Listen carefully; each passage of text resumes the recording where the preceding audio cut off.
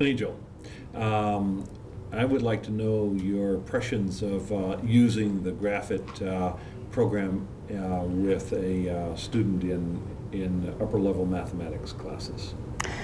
I think the Graphit program is really an excellent tool to implement the drawbacks of the rest of the cited class using a graphing calculator. If they have to graph equations or lines, things like that, the Graphit program paired with the Braille Light and the Blazer makes a great tool for making permanent graphs, or more permanent graphs than, say, if you're using WikiSticks on a piece of graphing paper or something like that. Also is more accurate. It is it's just much more functional. It does have some drawbacks as well, some technical difficulties. If you don't know what you're doing, it can be tough. So you've got to know where your resources are and be able to access those. Also, it can be noisy, so it's not something you want to use in the classroom. You might want to, if you have a resource room or a resource period or something like that, if you're working one-on-one with a student, that kind of thing, outside of the classroom, just because of the noise level with it. What disadvantages would you see in using the Graphit program? As I just said, that one of the big disadvantages would be the noise level. You can't use it in the classroom with other students around because of the amount of distraction it causes. Also, the technical difficulties. If you don't know what you're doing, you're going to have a hard time with it. Mm-hmm. And just getting the parameters set up, getting everything set up can be a challenge, but it's worth it once you finally get it all going.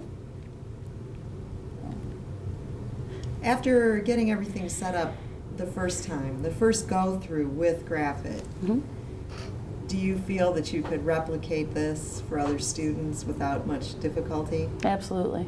Absolutely. And the technical difficulties you encountered getting the program set up and getting it to communicate with the Braille Light and the Braille Light with the Blazer, were those due to difficulties in interpreting the manual, or was the manual accurate? Were there inaccuracies in the manual?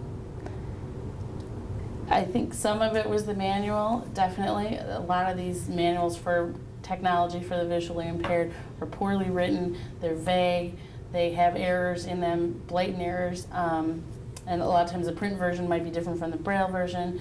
You just have a really tough time with it. I think the other thing, though, is just it's so detailed. You have to set every little parameter, you have to have everything set up just perfectly or it won't work.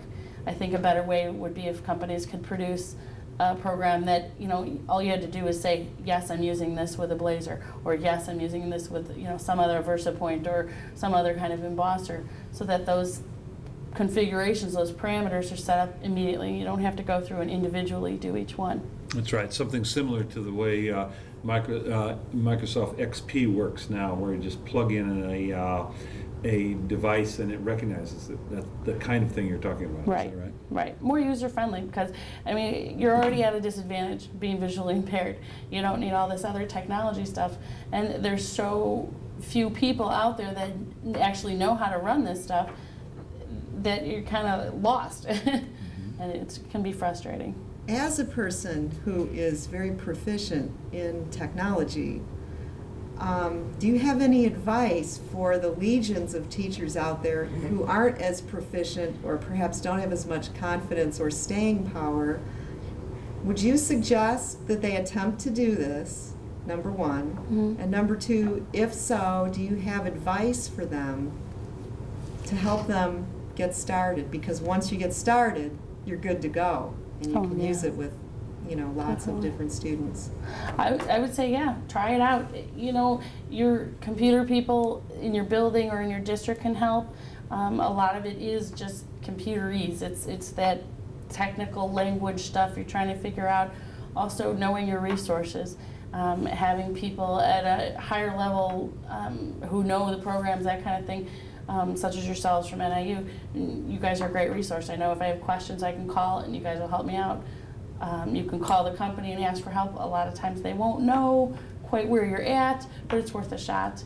And, you know, even if at some point, kind of a dream of mine would be to maybe set up a network of teachers so we can, you know, email each other and say, hey, you know, I'm having trouble with this program or that program.